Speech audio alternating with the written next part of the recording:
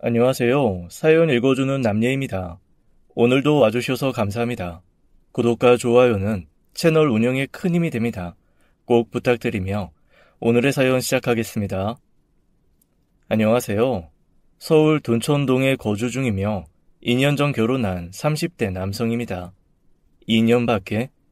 아니 2년이나 됐어도 유부남, 결혼반지 이런 게 아직도 익숙하진 않아요. 이미 30대에 접어들면서 아저씨 티가 나긴 했지만 애초에 결혼할 생각이 전혀 없었기 때문입니다.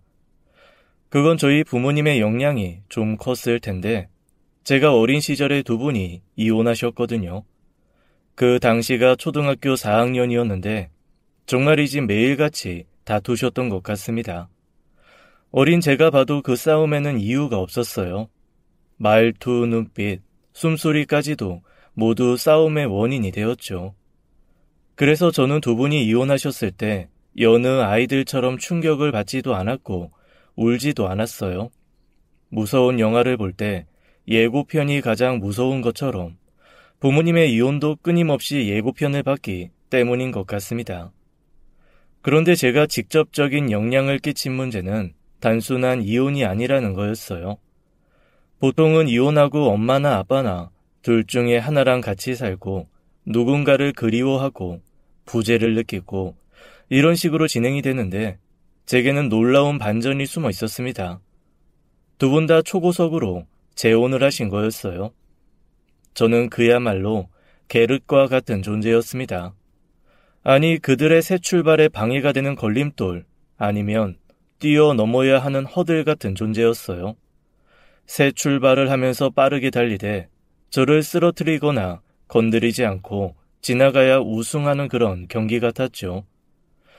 두 분은 초반에 얼마간은 저를 맡긴 했지만 2년 정도 지나자 서로 미루기에 바빴어요. 왜냐하면 각자 아이가 생겼기 때문입니다. 행복한 결혼의 시작이나 축복 속에서 저는 전 남편, 전 아내의 흔적에 불과했을 겁니다. 우습게도 두 분 다 저를 보고 넌 어쩜 잘하면서 네 아빠랑 똑같니 하고 말대꾸하는 걸 보니 지 애미를 쏙 빼닮았네 하시더군요. 제겐 두 분의 모습이 존재했지만 그 누구도 인정하지 않았던 겁니다. 그렇게 저는 중학생이 되고 나서 혼자 살기 시작했어요. 각자 돈을 차출해서 저를 내보내기에 급급해진 겁니다. 고작 중학생이었지만 저더러 이미 다 컸다고 옛날에는 장가도 갔을 나이라고 했던 두 분의 목소리는 시간이 흘러도 잊혀지지가 않았어요. 당연히 이런 제가 자라면서 결혼에 대한 가치관이 제대로 확립되었을 리가 없었습니다. 결혼이란 단어 하나로도 무력했던 어린 시절로 돌아가는 기분이 들었으니까요. 혼자 밥하고 청소하고 빨래하고 공부도 해야 했습니다. 몸이 아파도 혼자 참고 견디는 법을 알았고요. 제게 일어난 그 어떤 일에도 두 분은 늘 언성을 높였기에 그 소리가 듣기 싫었던 까닭입니다. 몸이 아프면 누굴 닮아서 잔병치레하는지, 사고가 나면 누굴 닮아서 덤벙거리는지, 서로가 서로에게 책임을 묻던 부모님은 제게 더 이상은 어른이 아니었어요. 그렇기에 더더욱 저 스스로 알아야 해야 했습니다. 그런 시간이 쌓이고 쌓여 저는 어른이 되었고 몇 번의 짧은 연애를 했고 막상 결혼할 나이가 되어서는 연애조차 어려워졌어요. 결혼 이야기와 동시에 당장이라도 뛰어나가고 싶은 본능이 터져 나왔기 때문입니다. 그런 저와 연애를 시작한 지금의 아내는 뭔가 많이 달랐어요. 좀 특이하다고 해야 할지 재미있다고 해야 할지 종잡을 수 없는 사람이었죠. 일단 아내는 굉장히 솔직했어요. 한 번은 제 부모님에 대한 이야기를 해줬는데 한참을 묵묵하게 듣더니 무심한 표정으로 말했습니다. 그럼 둘 다 닮은 거네. 아니, 서로 닮았다고 하면서 양심도 없나? 아니 그렇잖아. 자기들이 낳은 자식이니까 당연히 닮았지. 가족욕을 하면 제 얼굴에 침 뱉는 거라는데 자식욕을? 그 정도면 침을 뱉고 나서 자기 얼굴에 문지르는 것 같은데? 그런가? 하긴 둘 다 닮긴 했지. 그래서 결혼은 별로라는 거였구나? 하긴 나라도 그러겠다. 근데 말이야, 오빠는 왜 그 인간들이 물려준 걸 다 가져? 그게 무슨 말이야? 무슨 뜻인지 모르겠는데. 핏줄이라 어쩔 수 없고 얼굴이야 어쩔 수 없지. 닮았는데 어째. 근데 왜 부모 같지도 않은 인간들이 너한테 심어놓은 결혼관을 아직까지도 질질 끌면서 가지고 있냐는 그 말이야. 그들이 너한테 물려준 다른 건 어쩔 수 없어도 적어도 생각과 가치관, 그것만은 물려받지 마. 오빠는 그 사람들을 답습할 필요가 없어. 순간 그 말을 듣는데 소름이 쫙 끼쳤어요. 인정해야 했습니다. 저도 모르게 그들이 심어 놓은 걸 따라가고 있다는 걸 말이에요. 아내는 제 눈을 똑바로 바라봤습니다. 저는 그 사람의 그 올곧은 시선이 좋았어요. 어디로 가야 할지 알고 목표와 신념이 뚜렷한 그 당당한 말이죠. 그 사람들이 오빠 생각을 지배하게 만들지 마. 결혼? 그런 거 사실 안 해도 그만이지. 요즘 세상에 뭐 어때. 근데 굳이 내가 아니라도 그 사람들 때문이라는 말은 그만해. 자꾸 그렇게 말하면 진짜가 되는 거야. 그 인간들한테 네 인생 끼워 맞추지 말라고. 오빠는 그럴 자격 충분해. 혼자서 잘 버텼고 이제까지 잘 자랐으니까 그들이랑은 달라. 그래, 그건 네 말이 맞는 것 같다. 난 왜 그런 말을 했을까? 이제까지 버릇처럼 또 핑계처럼 그런 이유를 당당하다고 생각했는데. 그렇게 살지 않겠다 이런 거지. 나도 알아. 근데 그걸 제대로 알려면 결혼을 해서 알아야겠지. 그리고 이왕 할 거면 나랑 하면 더 좋고. 아내는 자신의 감정을 가감없이 드러낼 수 있는 사람이었어요. 남의 시선, 눈치도 보지 않고 제게 청혼을 하는 그런 사람이었습니다. 그래서 그런 아내였기에 저는 제 인생에 절대로 없을 거라고 장담했던 결혼을 감행하게 된 거였네요. 그 외에도 다른 좋은 부분은 더 있었습니다. 이것도 솔직함의 연결인데 결코 돌려서 말하지 않는다는 거였어요.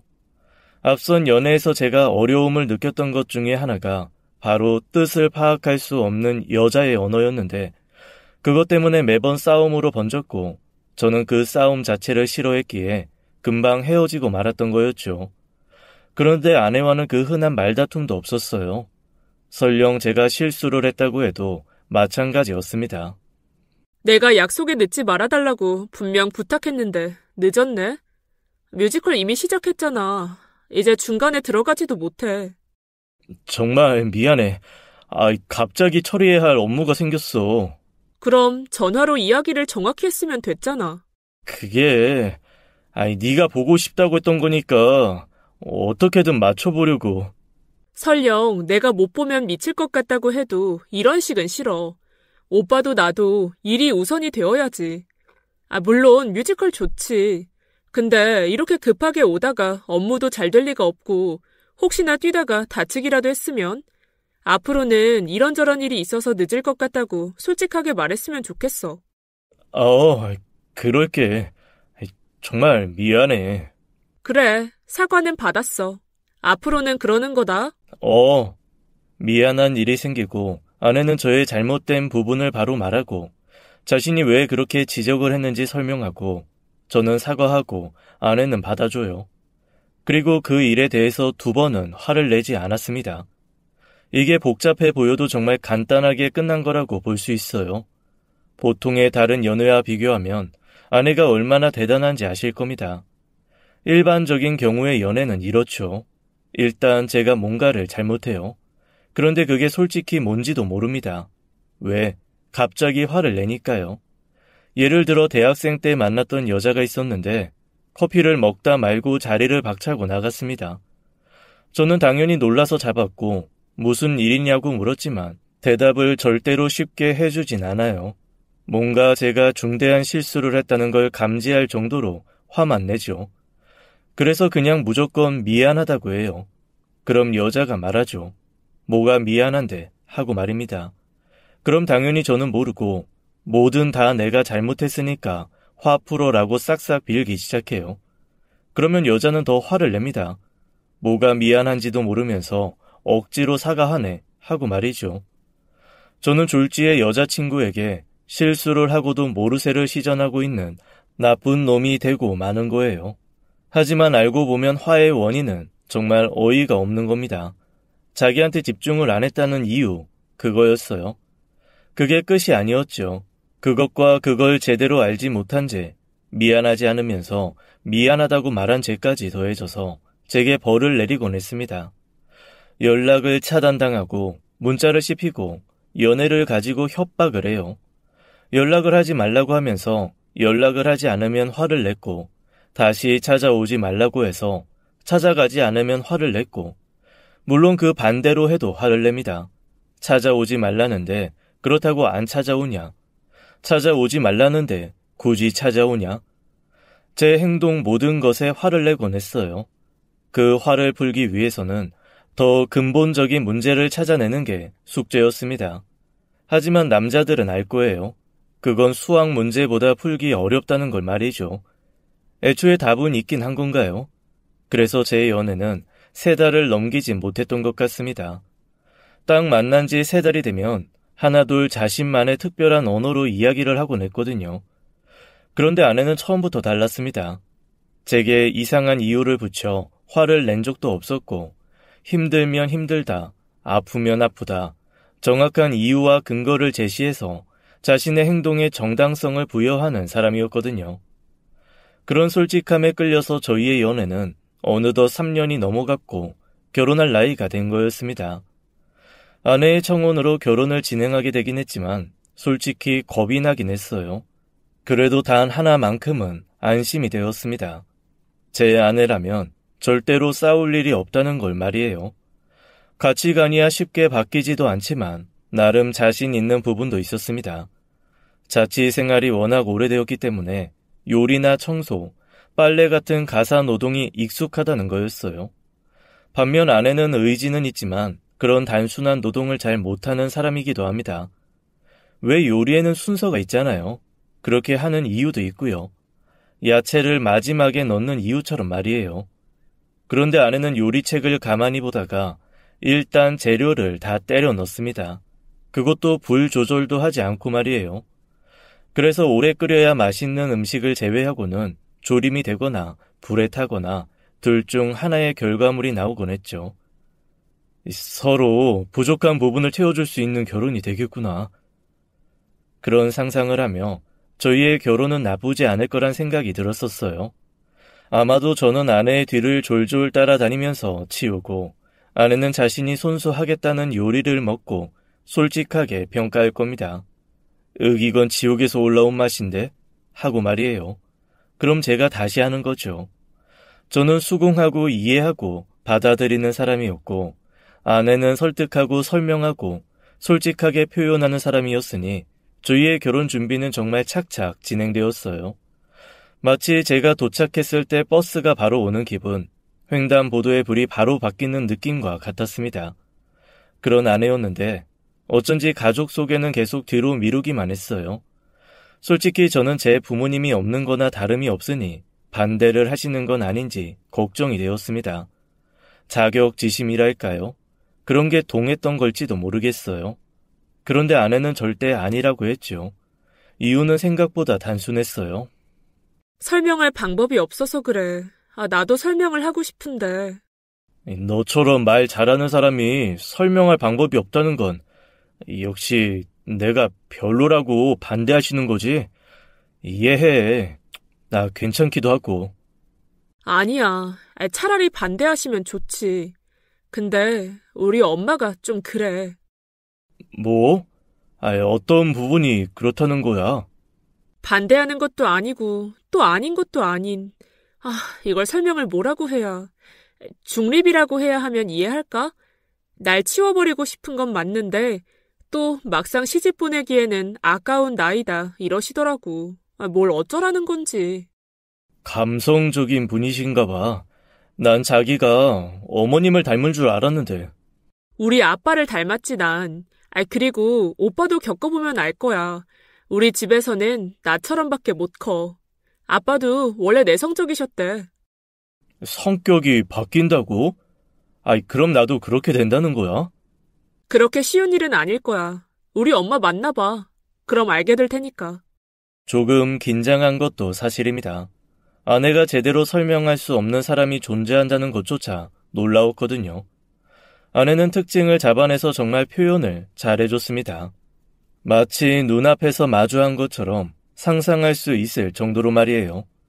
이를테면 이전에 아내의 옆집에 살던 할머니가 한 분 계셨는데 하루 종일 들락날락 거렸었습니다. 10분에 한 번씩 문이 쾅쾅 닫히는 소리와 함께 말이에요. 이를 보고 아내는 개미집에 문이 안 달린 이유는 저거다 라고 했죠. 개미들이 판 구멍에서 오가는 그런 모습이 상상이 되면서 한참을 웃었어요. 그리고 층간소음으로 윗집 남자와 한참 다툼이 있을 때 아내는 그 남자의 생김새를 악마의 빙이 된 것처럼 생긴 남자라고 했었습니다. 그때는 그냥 그러려니 했는데 엘리베이터에서 어떤 남자를 봤는데 눈동자가 퀭하고 힘자가 좀 적은 아내의 표현력과 딱 맞은 그런 얼굴이었어요. 그때 아내의 바로 위층을 누르는 걸 보고 소름도 끼치긴 했지만 순간 웃음이 나와서 참느라 고생을 했죠. 그런 아내였기에 아내가 설명을 못한다는 게 신기한 건 당연했습니다. 그리고 대망의 그날 저는 쫙 빼입고 아내가 식상하다고 말한 과일 바구니와 꽃다발을 들고 예비 장모님 댁으로 갔어요. 그런데 아내의 말과는 좀 달랐고 그냥 평범한 분 같았습니다. 오늘아 수고 많았어요. 차린 건 별로 없지만 먹어요. 네, 맛있게 먹겠습니다. 저는 한국에 존재하는 대부분의 사이들이 하는 맛있게 먹기를 시전했어요. 와, 장모님 음식 솜씨가 정말 좋네요. 우리 딸이 날 닮았어야 했는데 아빠를 꼭 닮아서 솜씨가 영 그래요. 아, 괜찮습니다. 제가 요리를 잘하거든요. 아이고, 그래? 아, 혼자 생활을 한 지 오래됐다고 하는데 맞아요? 네, 중학교 2학년부터 쭉 자취 생활을 했어요. 아휴, 그 어린 나이에 정말 대견하네. 부모님도 자랑스럽겠어. 네, 뭐 그러시면 좋겠네요. 그리고 장모님, 편하게 말 놔주세요. 여기서 제가 실수한 말은 뭐가 있는지 한번 생각해 보세요. 처음에는 전 결혼 준비를 하면서 장모님이 제게 화가 났다는 말을 듣고 정말 당황스러웠습니다. 단 한 번의 인사에 불과했는데 제가 저지른 실수가 뭔지 추측이 되지 않았거든요. 혹시 과일을 좋아하지 않으신가? 꽃가루 알레르기가 있나? 그건 아내에게 물어보니 아니라고 했죠. 그래서 생각했던 건 장모님과의 식사 자리에서 오간 대화였어요. 정말 온 우주의 기운을 담아서 기억해냈고 가장 마음에 걸리는 게 아내가 요리를 못한다는 말에 동의한 부분이었습니다.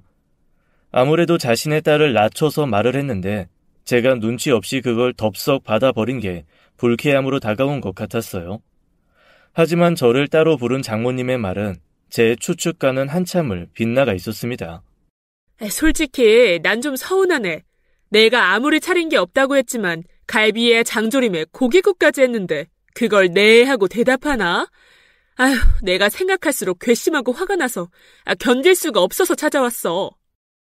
아니, 그때 네라고 한 건 먹으라는 말에 대답을 한 거라서요. 보통 사위들이 자네처럼 일어나? 죄송합니다. 제가 말을 실수를 했나 봐요. 긴장이 되고 그래서요. 핑계야. 그거 다 핑계라고. 대답을 이래서 했다. 긴장이 됐다. 입장 바꿔보면 답이 나오지 않나? 잘못을 했으면 사과를 하고 사과를 받을지 말지는 내 뜻인 거지. 어려운 자리라면서 감사할 줄은 모르고. 이래서 부모 없이 자란 애들은 티가 난다고, 티가. 솔직히 그때까지만 해도 그냥 장모님이 제 가정 환경 때문에 아무거나 걸고 넘어지는 거라고 생각했어요. 대화 내용을 봐도 그런 쪽이 확실했고요. 이런 부분은 저 역시 각오한 거라서 앞으로 잘하자는 생각만 했습니다. 그렇다고 반대를 하지 않은 걸 보면 적어도 희망이 있다. 이렇게 생각이 된 거였어요. 아내는 이에 그냥 신경 쓰지 말라고 했지만 그럴 수는 없었습니다. 자기도 알잖아. 나 부모 없이 자란 거. 그래서 결혼하면 난 장모님 모시고 살아도 괜찮아. 정말 그 각오로 잘하고 싶어. 내 부모님처럼 그렇게 대하고 싶고. 내 입장은 그래. 뭐? 그런 포부는 언제 키운 거야? 난 절대로 싫어. 절대로. 어? 아이, 보통은 좋아하지 않나? 엄마랑 나랑은 안 맞아. 그리고 엄마도 나랑은 살기 싫다고 할걸? 혹시 사이가 안 좋거나 그래? 아이, 솔직하게 말해봐. 중재자 역할을 생각하지 마. 그리고 사이 안 좋지 않아. 말했지? 그냥 나랑 안 맞는다고. 부모 자식 간의 유대? 물론 있지. 결혼하면 불효자도 효자가 되는 게 유대감이긴 해. 근데 나는 딱 적정선 유지하면서 거리 두고 살 거야. 아프시거나 혼자 더 살지 못하게 되면 그때는 뭐 그때 의논해 보는 거고. 그래? 아이, 난 이 이야기하면 자기가 엄청 좋아할 줄 알았어. 마음만 좋다고 받을게. 머리는 아니니까 안 받고. 엄마는 좀 뭐랄까? 좀 복잡한 분이셔. 무슨 말을 하면 늘 빙빙 돌려서 하고 또 서운한 건 담아놨다가 갑자기 뻥 하고 터트리는 편이지. 그거 오빠가 다 못 맞춰. 그래도 최선을 다해보는 거지. 잘해드리고 싶어. 착한 며느리병만 있는 줄 알았더니 사위병도 있나 보네. 나중에 후회하지 말고 내 말 듣는 게 좋을 텐데, 어? 일단은 내가 조건이 좀 그러니까. 아이, 그리고 진심이야. 그럼 해본다니까 말리진 않을게. 내가 한 가지 팁이 있는데 엄마가 한 말 반대를 생각해봐. 그럼 얼추 답이 맞긴 하더라. 그러니까 장모님이 반어법을 쓰신다는 건가? 그치. 차린 게 없다 하면 아니다, 너무 많다. 이렇게 대답하는 거지. 와, 진짜 좋은 아이디어다. 고마워. 너무 애쓰지는 말고, 어? 그때 아내의 경고를 들었어야 했는지 모르겠네요. 후회라고 할 건 없지만 제 노력이 엇나갔다는 건 확실했습니다. 결혼식을 진행하면서 저는 장모님께 크고 작은 실수를 계속했기 때문이었어요. 가장 먼저 신부 화장에 관한 부분을 의논하던 와중에 메이크업 숍에서 장모님도 함께 머리와 화장을 하자고 했습니다. 헌데 장모님은 정확히 비싸서 안 가.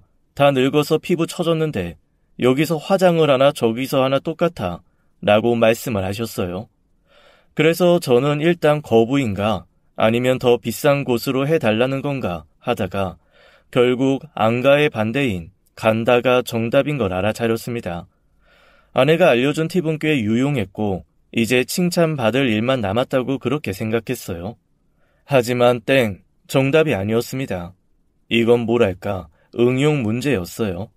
언어 영역에 보면 그런 거 있잖아요. 작자의 의도를 파악하는 문제, 숨겨진 해석 같은 문제 말이죠. 거기서 중요한 밑줄이 그어질 부분은 피부가 처졌는데였습니다. 그 말을 장모님의 언어로 풀이하자면 피부과에 가고 싶다로 해석을 해야 하는 거였어요. 분명 아내의 공식으로도 도출해낼 수 없는 부분이었죠. 이런 갑작스러운 고난이도 문제는 제 머리를 혼란스럽게 만들기 충분했습니다. 심지어 장모님은 제게 제대로 말을 했는데 무시했다고 우시기까지 했거든요. 이렇게 설명을 들었지만 제가 정말 바보인 건지 뭐가 잘못됐는지 솔직히 알 수가 없었습니다. 무엇보다 제가 좀 단순한 편이기도 하고 이전에 얼마 없는 연애 경험과 아내에게 익숙해진 부분들로 인해서 알아차리는 건 너무 힘들었어요. 하지만 속으로 다짐했죠. 앞으로 비슷한 문제는 절대로 틀리지 않겠다고 말이에요. 그리고 얼마 가지 않아 비슷한 문제가 나왔습니다. 한복을 대여하러 갔던 장모님이 내가 언제 이렇게 살이 불었지? 한복 태도 안 나고 라고 말하셨어요. 그래서 이때다 싶었습니다. 저는 바로 다이어트 한약을 샀어요. 그리고 욕만 바가지로 얻어먹었습니다. 살찐 장모가 부끄러워서 그러냐고 말이에요. 정말 미칠 것 같아서 혼자 머리카락을 몇 번은 뜯었습니다. 이를 보다 못한 아내가 풀이에 나섰어요. 그니까 우리 엄마가 피부가 처져서 메이크업 비싸게 안 받겠다. 그 말이 피부과 시술을 좀 끊어달라는 말이라서 응용을 했다? 살이 불어서 한복태가 안 난다고 하셨잖아. 그러니까 다이어트 하냐. 얼추 비슷하게 하긴 했는데 이번에는 아니야. 피부는 피부과, 살은 다이어트. 아니야? 한약도 엄청 비싼 건데. 상황을 먼저 봐야지. 엄마가 원한 건 아마도 한복을 새로 하는 거지. 그거야? 그거였구나. 맞네. 와, 그게 그렇게 해석이 된다고? 내가 말했지, 애쓰지 말라고. 엄마랑 얘기하면 여자인 나도 아직도 해석이 안 되는 게 상당해. 근데 하물며 오빠가 그걸 알아보겠다고? 그냥 포기하지. 솔직히 오빠는 보통 여자들 말도 제대로 이해 못하잖아. 우리 엄마는 그것보다 더 고차원이야. 애초에 돌려서 말하는 걸 미덕이라고 생각하시는 분이라고. 그니까 나랑 똑같이 솔직한 성격인데 그걸 바로 말하면 예의가 아니라고 생각하셔. 그래서 반어법, 돌려 말하기, 꼬아서 말하기, 꼬고 또 꼬아서 말하기, 한숨 쉬기 전법을 구사하시지. 근데 어쩌다가 그렇게 이야기를 하시게 된 거야? 나도 추측만 해. 엄마 본인도 잘 모르는 것 같고. 아내의 추측은 다음과 같습니다.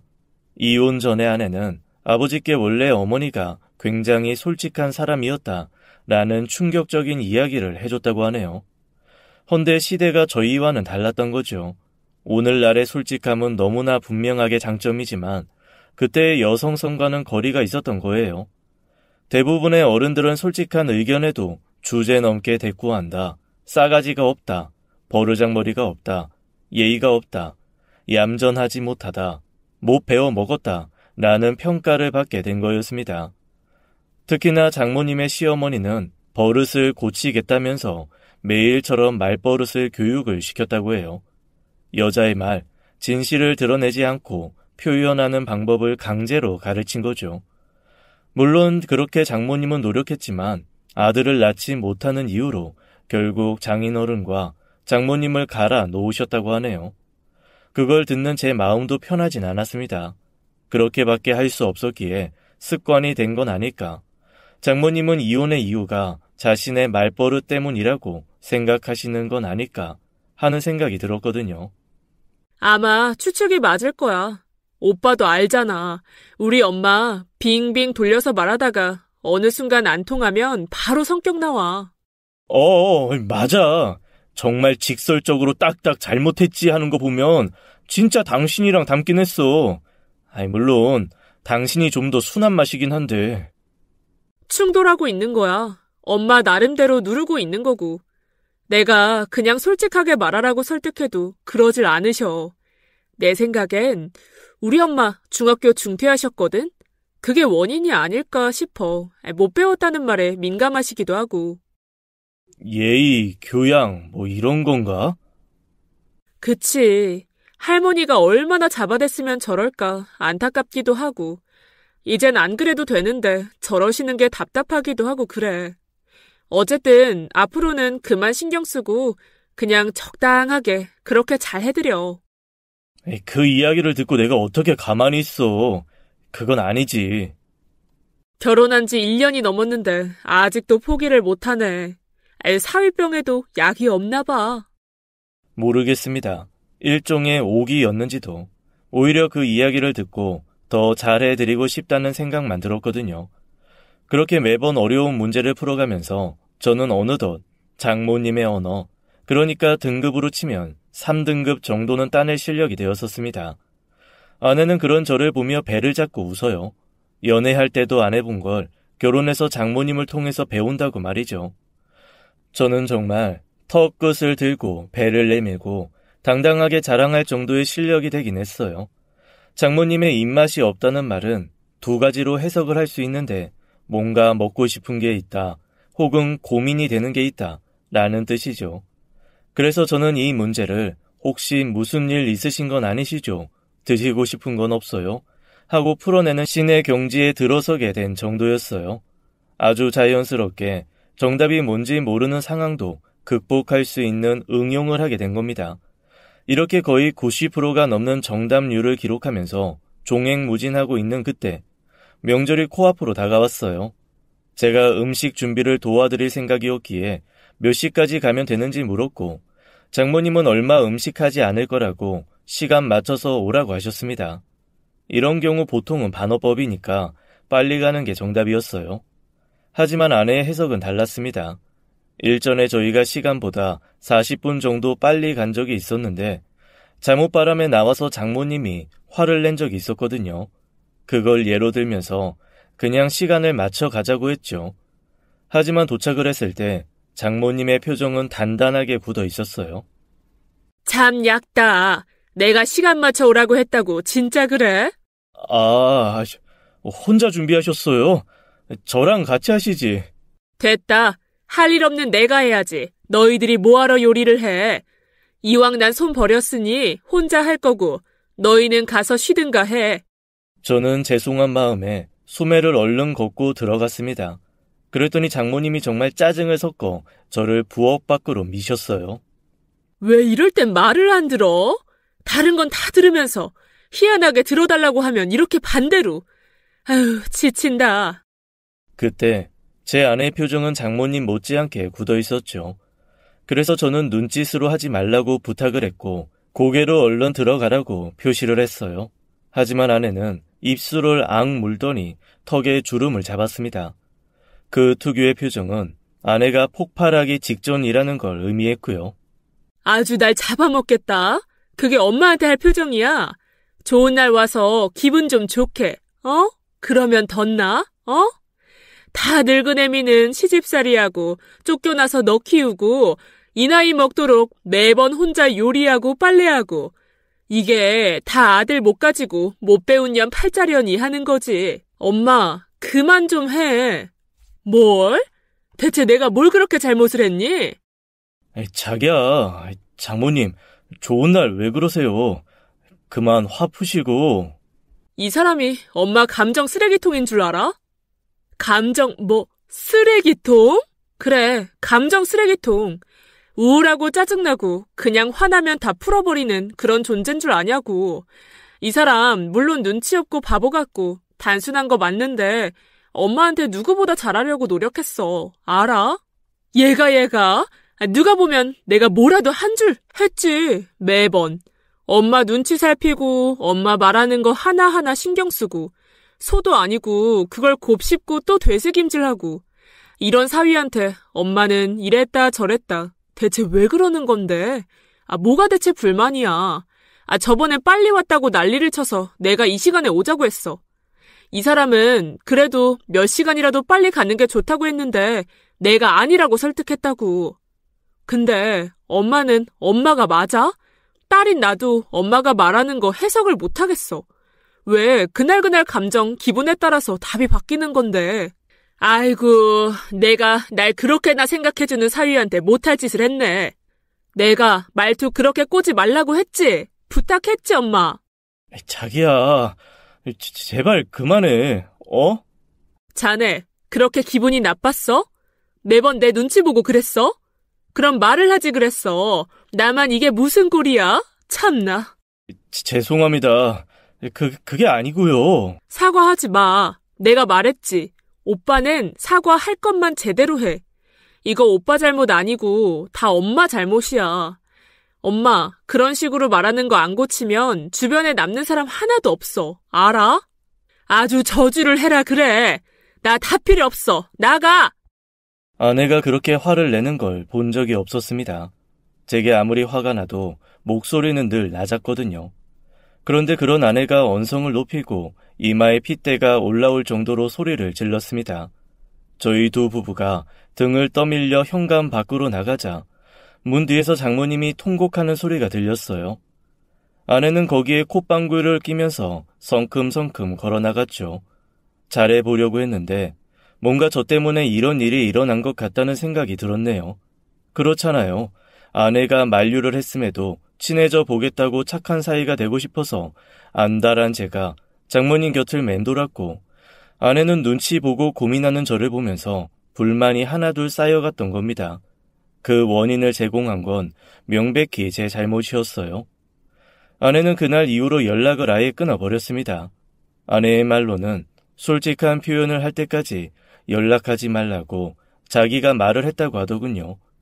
원래 성격이 아니라면 다시 돌리는 것도 어렵지 않을 거라고 판단했답니다. 반면에 저는 그냥 장모님께 죄송하다고 말했어요. 저까지 아내와 함께 할 필요는 없으니까 말입니다. 아내와 냉정 중일 때 혹시나 혼자 많이 외로우실까봐 전화도 더 자주 하고 했어요. 그렇게 지금으로부터 3개월 전, 저는 바로 전날 장모님께 전화 한 통을 받았습니다. 뜬금없이 제게 찜닭 조리 비법을 물으셨어요. 갑자기요? 그거 근데 건강하게 만드는 건 아니라서요. 뭐? 안 좋은 걸로 만들었어? 사람 못 먹는 걸로? 아니요. 먹는 음식으로 만드는 거긴 한데 건강한 건 아닌. 한국 요리 따지고 보면 건강한 거 많이 없어. 짜고 달고 요리가 다 그렇지. 건강 따지는 게 아니라 맛이 있어야지. 맛만 있으면 그게 요리지. 그니까 재료가 뭔지 말해줘. 그거 콜라로 만든 건데요. 콜라 찜닭이요. 그래? 근데 콜라 맛이 안 나던데? 졸이면서 탄산은 다 날아가고 달달한 부분만 남아요. 그리고 색깔도 예쁘게 나오고요. 자취하면 그 요리는 기본이거든요. 쉽고 간단하고 요리도 금방해요. 콜라는 코카콜라 쓰시고요. 콜라로 찜닭을 다 하고 그거 참 신기하네. 알았어. 이만 들어가게. 저는 전화를 끊으면서 회심의 미소를 지었습니다. 장모님이 그걸 먹고 싶다고 둘러 말했다는 걸 알았거든요. 그래서 다음날 아침에 재료를 사들고 장모님 댁으로 갔습니다. 벨을 누르고 기다리는데 문이 열리니 점잖아 보이는 노신사분이 나오셨어요. 저는 순간 잘못 눌렀다라는 생각에 폴더폰처럼 허리를 숙이고 죄송합니다 하고 사과한 뒤 현관 호수를 확인했습니다. 당연히 제가 잘못 온 거라고 생각했거든요. 그런데 열린 문의 호수를 확인하기도 전에 뒤이어 장모님이 나오셨고 저와 눈이 마주쳤죠. 장모님은 입술이 실룩거리면서 어색하게 저를 소개해줬고 저는 너무 놀라서 눈만 크게 뜨고 있었어요. 그 남자분은 제가 사위라는 걸 알게 되자 정중하게 인사를 하셨습니다. 현재 장모님과 진지하게 만나고 있다는 말과 함께 말이에요. 장모님이 그때 어색하게 웃으면서 잠깐 들어오라고 하셨습니다. 그 말도 무슨 뜻인지 알 수 있었어요. 저는 장모님 언어 3등급이니까 말이에요. 여기서 들어와라는 반어법으로 해석되고 잠깐이란 단어가 들어갔기에 전체 해석을 해보면 당장 눈치껏 빠져라, 바쁘다는 핑계로 나가라 라는 뜻이었어요. 하지만 전 들어갔습니다. 호기심 때문에 어쩔 수가 없었어요. 자네 바쁘지 않은가? 원래 일하는 시간일 텐데. 해석하면 당장 눈치 없이 굴지 말고 꺼져라는 말이었죠. 네, 그런데 연차를 사용하고 이렇게 찾아왔어요. 연차? 그래. 그래도 모처럼 쉬는데 굳이 여기를. 해석을 하면 말귀 못 알아쳐먹었냐, 얼른 꺼져라 라는 뜻이었어요. 저 할 일 없고 잠도 없고 오늘 시간 많습니다. 식탁에는 미역국과 제가 가르쳐준 콜라 찜닭이 놓여 있었습니다. 그리고 중앙에는 케이크가 있었는데 초가 딱 하나가 있었어요. 저는 그 초의 정체가 1주년을 말하는 걸 듣게 되었습니다. 장모님이 자꾸만 눈치를 주셨지만 원래 제가 눈치가 없어서인지 따로 노력하지 않아도 눈치 없이 끼어 있는 게 소질이 상당한 편이에요. 그래서 그 노신사분이 집으로 돌아갈 때까지도 버텼습니다. 현관문이 딱 하고 닫히는 소리가 들리자마자 저는 우다다 쏟아질 줄 알고 대기를 하고 있었어요. 하지만 장모님은 제 손을 잡고 눈썹 끝을 아래로 내리더니 부탁을 하셨죠. 딸한테 말하지 말아주게, 어? 왜요? 저분은 공개하신 줄 아는 것 같은데. 그야, 자네한테는 말하기 그런 속사정이 있어서 그래. 그게 뭔지 말해주시면 생각은 해볼게요. 부부 사이에 비밀을 만드는 건 어리석은 일이라고 생각하거든요, 제가. 아주 참된 가치관인 건 알겠는데 때로는 말하지 말아야 할 게 분명히 존재하지. 예를 들면 예전에 사귄 여자라든가 그런 거. 이미 저 연애 경험 거의 없는 거 안 사람도 잘 알아요. 아내가 저더러 호구새끼라고 했거든요. 제가 만나면 매번 가방을 털려서요. 저희는 비밀 없어요. 절대로. 아, 왜 한 번에 말귀를 못 알아들어? 난 말해주고 싶지 않고 자네는 내 사위고 난 장모야. 비밀로 해주라면 해줘야지. 전 이해가 안 되면 잘 못해서요. 거짓말도 못해요. 그거 아세요? 저도 몰랐는데 제가 거짓말을 하면 뒷머리를 그렇게 긁는데요. 아내가 말해주고 나서 알았다니까요. 그래서 약속은 못 드려요. 정말 자네 이럴 거야? 어른 놀려. 아, 그럼 알았어요. 최대한 비밀로 하겠습니다. 하고 말하면서 저는 뒷머리를 벅벅 긁었습니다. 야! 아니, 자네! 정말 몹쓸 사람이구만. 장모님이 결국에는 이야기를 털어놓으셨어요.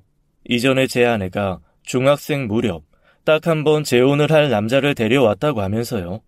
결혼식을 올리기도 약속까지 했기에 일단 살림을 합쳤는데 그 남자가 술만 먹으면 장모님과 아내를 때렸다고 합니다. 물건도 부시고 그만 나가달라고 하면 자는 사이에 집에 불을 질러서 죽여버린다는 협박까지 서슴지 않았다고 해요. 결국 경찰이 와서야 해결이 되었는데 그 기간만 2달 걸렸다고 합니다. 그러한 이유로 재혼이라는 말에 아내가 굉장히 예민한 반응을 보이기도 하고 그 이후로 사이도 급격하게 나빠졌다고 해요. 때문에 교제를 한 지 1년이 된 시점까지도 계속 비밀에 붙였다고 합니다. 아무래도 나만 보면 한숨 쉬고 딸아이가 날 싫어하는 건 알아. 근데 내 욕심으로 애 상처 주고 싶지도 않고 내가 저 사람 정리할 테니까. 그니까 그때까지 날 좀 봐주면 안 되겠나? 정리하실 필요 없는 것 같은데요. 대신 조건이 있어요. 조건? 그게 뭔가? 앞으로 돌려서 말하기, 꼬아서 말하기, 반대로 말하기 다 하지 말아주세요. 솔직하게 말해주세요. 그리고 아내한테 전화하셔서 솔직하게 말하겠다고 노력한다고 해주시고요. 그렇게까지? 무슨 사과야, 자식한테. 하세요. 아니면 저 말할 겁니다. 진짜요. 협박이긴 했지만 효과는 확실히 있었어요. 아내는 사과를 받고 이렇게 표현했습니다. 해가 동서남북에서 동시에 뜨겠네 라며 서쪽 한 번으로는 성에 차지 않는다고 했어요. 물론 제대로 잘한 건 아니었습니다. 아무래도 오랜 세월 그런 버릇이 들었으니 말하다가도 멈칫, 말을 다 하고도 흠칫, 놀라고 했거든요. 그래도 아내는 그런 엄마가 보기 좋았는지 귀엽다는 말까지 했을 정도였습니다. 부모와 자식 간이라고 하기에는 어딘가 절제된 부분이 있는 아내에게서 나올 수 있는 최고의 말이기도 했고요. 장모님은 제 눈치도 연신 살피셨습니다. 혹시나 자신이 말실수를 했는지 예전에 저처럼 곱씹는 것 같았어요. 그런데 잘 유지하고 계시다가 장모님의 생일에 일이 터지고 말았습니다. 이건 저도 어머니도 의도한 게 아니었어요. 노력하는 어머니를 위해 아내가 깜짝 선물을 하기 위해 방문한 게 화근이 되었던 겁니다. 알고 보니 그날이 평일이라 아내가 아침에는 당연히 일 때문에 못 올 거라고 예상하고 저는 어차피 존재를 알고 있으니 미리 고지를 해뒀기에 안심을 한 거였습니다.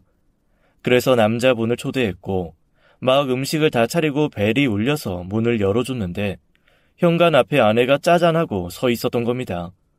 저도 아내가 깜짝 파티를 한다는 문자를 보냈을 때 뒤늦게 반차를 내고 급하게 갔는데 상황은 이미 벌어져 있었어요. 그때 현관 문 앞에 그 남자분이 서 계셨고 아내는 화를 내며 소리를 질러대고 있었습니다. 그리고 장모님은 너무 놀랐는지 그 자리에서 굳어 계셨어요. 전체적인 상황이 그랬습니다. 들어오려고 하는 아내를 장모님은 다급하게 막았고 그런 다급한 상황이다 보니 돌려 말하기, 꼬아 말하기가 다 나온 거였어요. 그래서 한참 아내와 다툼이 시작되었는데 그 노신사가 나타난 겁니다. 누구냐고 추궁하는 아내에게 장모님이 둘러댄다는 건 최악이었죠. 나 좋다고 따라다닌 영감인데 다 늙어서 주책이고 상스럽다. 정말 안 왔으면 좋겠다. 라고 말했던 거였어요. 당연히 그분은 충격을 받은 상태로 문 앞에 서 계시다가 돌아가셨고 그분이 사라지자 장모님은 얼음땡 놀이에서 풀린 것처럼 이내 울기 시작한 겁니다. 아내는 그런 엄마에게 질렸다면서 소리를 지르고 나갔어요. 자네, 일부러 이랬지? 일부러. 정말 아니거든요. 괜히 저 잡고 그러지 마세요. 저도 아까 문자 받고 바로 온 거예요. 아내는 장모님이 노력하는 것 같다고 몰래 그런 것 같은데. 둘이 짰지? 짠 거야. 맞지? 진짜 해도 너무하세요. 장모님 딸이잖아요. 딸을 몰라요? 아내가 알았으면 전화로 이미 물어봤어요. 그 남자분이랑 직접 만나겠다고 전화번호 달라고 할 사람이라고요. 아니에요? 어떡해. 어쩌면 이래. 남 탓하지 마세요. 이야기 들어보면 장모님이 잘못하셨잖아요. 다 알아들었을 거야. 괜찮아. 장모님은 그런 식으로 넘어가려는 게 가장 문제예요. 사람은 말로 하지 않으면 몰라요. 그런데 왜 그걸 그렇게 써요? 저 부모님이 저 버리고 결혼 안 한다고 했을 때 아내가 뭐라고 절 설득했는지 알아요? 그 인간들이 저한테 영향 주는 걸 받지 말라고, 유전자나 얼굴은 어쩔 수 없어도 그 인간들의 기억도 받지 말라고요. 저는 고개만 가만히 숙인 장모님에게 힘을 주어 이어 말했습니다. 장모님 시집살이 한 이야기 들었어요. 원래는 솔직하신 분이었다는 것도. 그 사람들이 뭐라고 했든 그거 받지 마세요. 장모님 인생에 어떤 영향도 끼치지 못하도록 그냥 두세요. 그들이 계속 남아있는 기분 안 들게요. 제 말에, 아니 정확히 아내의 말은 효과가 있었어요. 장모님은 가장 먼저 아내에게 사과를 했고 제게도 미안하다고 말해주셨습니다. 그리고 아내를 따로 만나서 만나고 있는 분에 관한 이야기를 해주셨다고 들었어요. 진지하게 만났고 상처 주고 싶지 않아서 알리는 걸 미뤘다는 것도 솔직하게 털어놓으셨답니다. 그리고는 마지막으로 그 분을 찾아가서 며칠 동안 잘못을 빌었다고 해요. 생각보다 쉽게 풀리진 않았지만 정말로 장모님은 최선을 다했다고 합니다. 그리고 바로 얼마 전에 두 분이 전통 혼례로 결혼을 하셨고요. 아직은 서툴긴 해도 이제 명확하게 표현을 하시긴 하십니다. 저에겐 너 싫어라고 하셨고 아내에겐 너 미워라고 하셨거든요. 뭐 그 대신 이제 장인 어른이 되신 그분에게는 넌 좋아 라고 하신 걸 보면 잘 사실 것 같습니다. 아내도 싫어하지 않는 눈치고요. 솔직히 제 입장에서는 살짝 아쉽기도 합니다. 여자의 언어라는 거 공부할수록 좌절하긴 해도 재미는 있었거든요. 물론 다시 돌아가는 건 절대 싫습니다. 제가 이렇게 글을 쓰게 된 건 저도 장모님도 과거의 일이 현재까지 이어졌기에 발생했던 문제라는 생각에서였어요. 아마 모르긴 몰라도 꽤 많을 것 같습니다. 내가 과거에 이런 일이 있어서 이제는 이렇게 할 거다. 그런 말들은 주변에서도 정말 많이 하는 소리니까요. 하지만 그 일이 경험이 아니라 기억하기 싫은 트라우마라면 과거가 현재까지 영향을 미치지 않게 쫓아내는 게 최고인 것 같아요. 예전에 저는 그걸 경험이라고 믿었는데 생각해보니 그냥 제가 묶여 있었던 거였거든요. 그러니 부디 다른 분들도 좋지 않은 기억을 끌고 와서 가치관이라고 생각하는 실수를 저지르지 않았으면 좋겠습니다. 만약에 저 역시 아내에게 그 말을 듣지 않았다면 지금의 아내와 결혼하지 못했을 거예요.